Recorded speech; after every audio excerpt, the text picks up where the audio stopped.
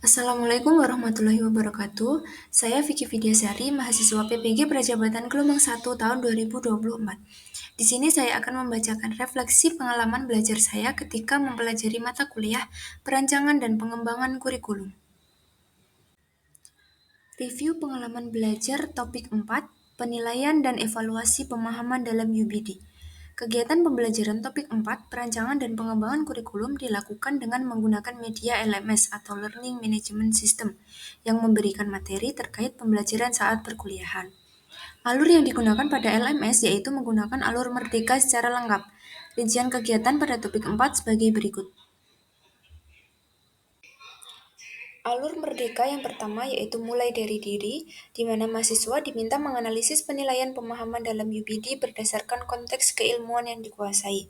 Yang kedua, eksplorasi konsep yang berisi materi penilaian dan evaluasi pemahaman dalam UBD, dan mahasiswa diminta mengkonstruksikan konsep penilaian pemahaman dalam UBD secara mandiri.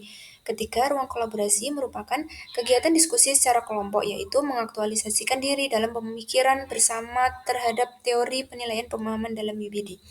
Yang keempat, demonstrasi kontekstual, yaitu mempublikasikan dan mensinergikan konstruksi pemikiran bersama terhadap teori penilaian pemahaman dalam UBD. Yang kelima, elaborasi pemahaman, yaitu merefleksi teori penilaian pemahaman dalam UBD berdasarkan konstruksi pemikiran individu, kelompok, dan literasi. Yang keenam, koneksi antar materi, membuat peta konsep menarik sebagai penjelasan secara infografis mengenai penilaian dan evaluasi pada UBD. Dan yang terakhir adalah aksi nyata. Pada akhir topik ini, mahasiswa mengaktualisasikan teori penilaian pemahaman dalam UBD. Pengalaman belajar apa yang berguna dan menarik? Pengalaman belajar yang berguna dan menarik pada topik 4 ini adalah mempelajari konsep kriteria penilaian dalam UBD, serta membuat kriteria menjadi rubrik. Penilaian terbagi menjadi 6, yaitu kemampuan menjelaskan, kemampuan interpretasi, kemampuan aplikasi, kemampuan perspektif, kemampuan berempati, serta kemampuan pengetahuan diri, di mana masing-masing penilaian tersebut terbagi menjadi 5 kriteria. Pada alur ruang kolaborasi, saya mendapat bagian mencari definisi dan contoh rubrik penilaian kriteria reflektif pada aspek pengetahuan diri, yang mana saya belum memiliki pengalaman sebelumnya terkait pembuatan rubrik penilaian. Selanjutnya, pengalaman belajar apa yang berguna tetapi kurang menarik? Menurut saya, tidak ada pengalaman belajar yang berguna tetapi kurang menarik, karena semua pengalaman belajar pada topik ini berguna dan menarik bagi saya untuk dipelajari.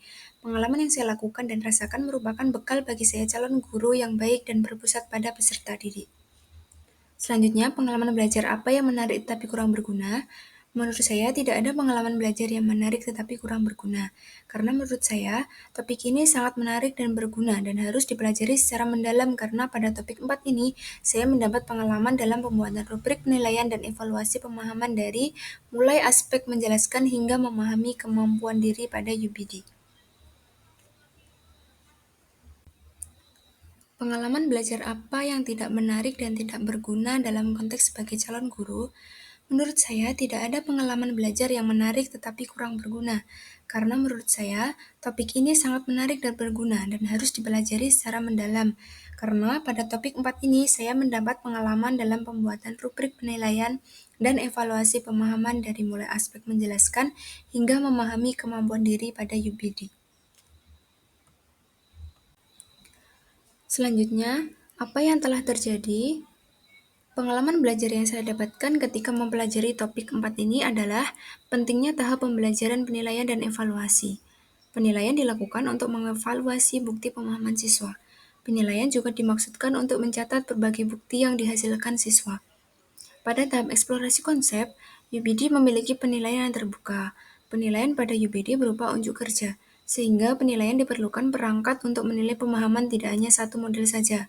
Pada tahap eksplorasi konsep, UBD memiliki penilaian yang terbuka. Penilaian pada UBD berupa unjuk kerja, sehingga penilaian diperlukan perangkat untuk menilai pemahaman tidak ada satu model saja.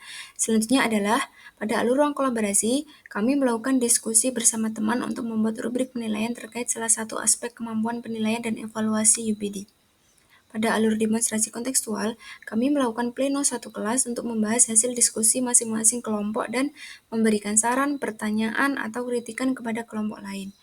Pada alur elaborasi pemahaman, mahasiswa diminta menyajikan hasil comparing antara hasil kerja kelompok lain dengan artikel yang kami temukan. Selanjutnya, pada koneksi antar materi, kami membuat peta konsep sebagai penjelasan secara infografis tentang materi topik 4 ini. Pada bagian aksi nyata, mahasiswa diminta menjawab beberapa pertanyaan untuk memperdalam pengetahuan mengenai penilaian dan evaluasi dalam UBD sebagai evaluasi di akhir topik 4. Selanjutnya, mengapa hal tersebut dapat terjadi? Hal tersebut dapat terjadi karena hasil analisis kurikulum Merdeka Belajar pada tahap pembelajaran, penilaian, dan evaluasi adalah tahap penting. Penilaian dilakukan untuk mengevaluasi bukti pemahaman siswa. Penilaian juga dimaksudkan untuk mencatat berbagai bukti yang dihasilkan siswa. Sehingga, tata cara penilaian harus didasarkan pada tugas kinerja otentik. Penilaian pemahaman diperoleh dari unjuk kerja siswa, sehingga dalam UBD perlu melihat unjuk kerja peserta didik dalam konteks mata pelajaran, dan bagaimana peserta didik melakukan proses pemikiran terhadap unjuk kerja. Analisis artefak pembelajaran. Artefak pembelajaran yang saya pilih untuk dijadikan bukti dukung hasil refleksi pengalaman belajar mata kuliah, perancangan dan pengembangan kurikulum adalah tugas topik 4 yang ada di LMS. Yang pertama adalah ruang kolaborasi. Pada artefak pembelajaran tahap ruang kolaborasi yaitu membuat kriteria penilaian dan evaluasi kemampuan empati dan kemampuan berpengetahuan diri dalam UBD. Berikut saya lampirkan link artefak pembelajaran pada alur ruang kolaborasi. Selanjutnya adalah demonstrasi kontekstual. Pada artefak pembelajaran tahap demonstrasi kontekstual yaitu menyajikan artikel kriteria penilaian dan evaluasi kemampuan empati dan kemampuan berpengetahuan diri. Berikut saya lampirkan link artefak pembelajaran demonstrasi kontekstual. Selanjutnya adalah koneksi antar materi. Pada artefak pembelajaran tahap koneksi antar materi yaitu membuat peta konsep sebagai penjelasan secara infografis tentang materi topik 4 yaitu penilaian dan evaluasi dalam UBD. Berikut juga saya lampirkan link dari artefak pembelajaran pada alur koneksi antar materi. Selanjutnya, mengapa artefak ini yang saya pilih? Artefak tersebut saya pilih karena dapat mendukung hasil refleksi saya. Ketika artefak tersebut memberikan pengetahuan baru bagi saya terkait makna penilaian dan evaluasi dalam UBD. Kriteria penilaian pada UBD, membuat rubrik penilaian, serta aspek-aspek pemahaman peserta didik dalam UBD. Yang ketiga, bagian mana dari artefak ini yang mendukung hasil refleksi saya? Ketiga artefak di atas secara keseluruhan mendukung hasil refleksi saya karena artefak-artefak tersebut saling berhubungan dan dapat memberikan acuan serta ilmu untuk menuntun saya ketika menjadi seorang pendidik nantinya.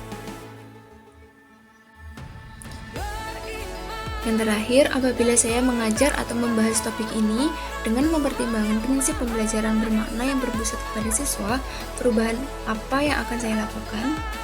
Dari topik ini saya belajar bahwa sebagai seorang guru, kehadiran kita dalam belajar ilmu untuk melakukan implementasi UBD itu sangat penting karena menyesuaikan dengan perkembangan zaman serta kebutuhan peserta didik. Karena sebagai guru dalam merancang pembelajaran perlu adanya kurikulum.